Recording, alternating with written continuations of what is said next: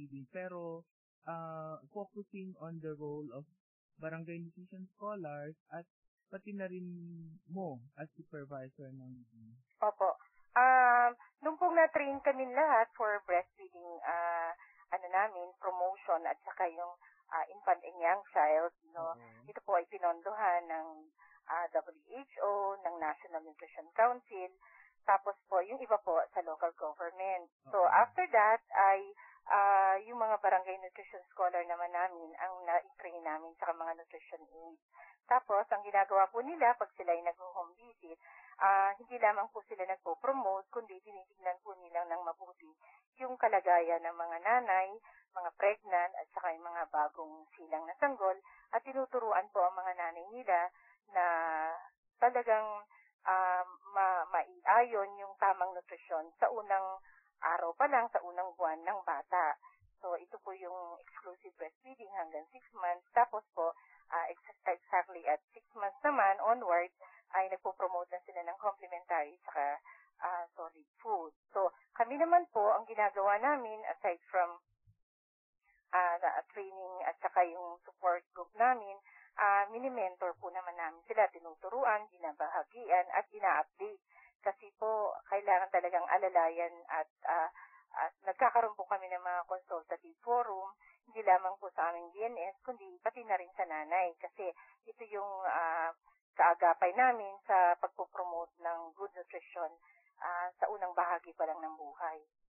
Oo. So, yung DNS, meron din sila ng pagka nagpo-promote na sila ng breastfeeding with Alma, pag pumupunta na sila sa mga community, meron na sila ng kasamang katuwang? Actually po, meron na silang mga listahan kasi po, nagtitimbang naman sila ng 0 to 24 months na mga bata para malaman nila kung gaano kalusog ang mga batang yan at buwan-buwan ito ay ginagawa nila. So kasama nun ay inaalam din nila yung pangkalusugan na kalagayan ng mga bata. Oo, so malaki pong tulong talaga yung nanay, monitoring system. Ang mga nila. nanay at saka mga ibang kababaihan sa barangay o sa community, tumutulong na rin sa BNS.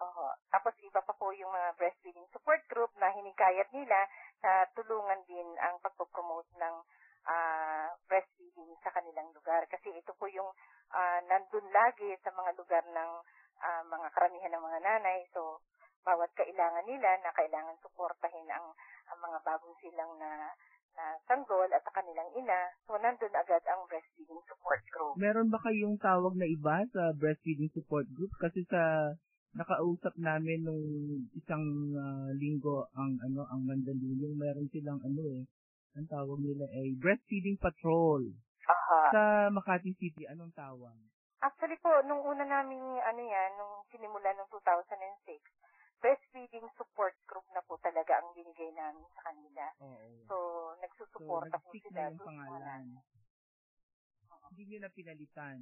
Hindi na po namin pinalitan kasi para hindi naman sila malito na.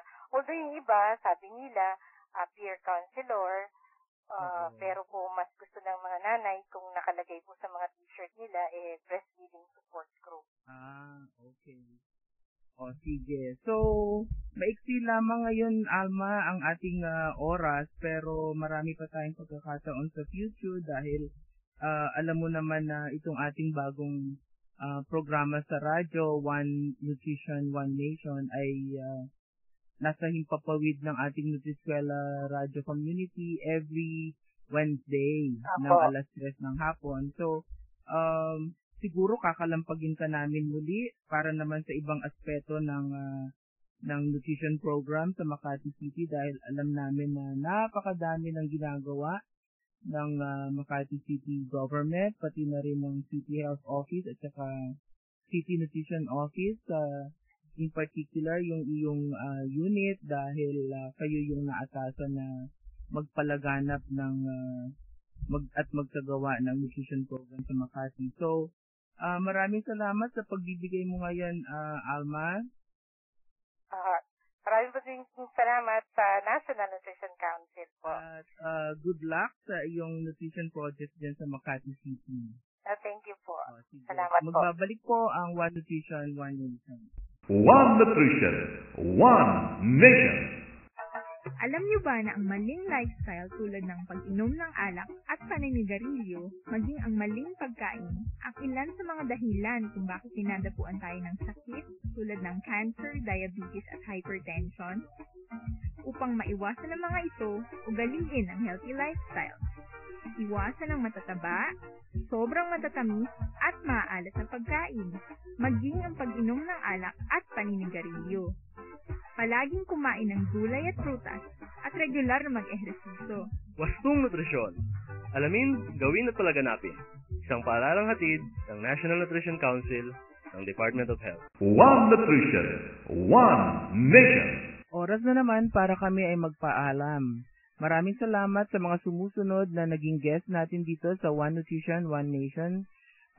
Unang-una ay kay Miss Kate Antonio Demetrio, ang Nutrition Officer 2 ng Nutrition Information and Education Division ng National Nutrition Council, ang ating resident expert pagka breastfeeding ang pinag-uusapan.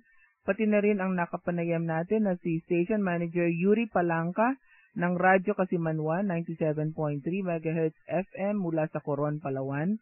Salamat din kay NPC Karina Santiago, si Miss Karen ng National Nutrition Council Regional Office number 8 at si Miss Alma Gamad ng Makati City, ang ating City Nutrition Program Coordinator na sharing supervisor, mentor ng mga barangay nutrition scholars dito sa maprogressive na Makati City. Next week po, abangan ninyo ang last installment ng ating discussion about breastfeeding.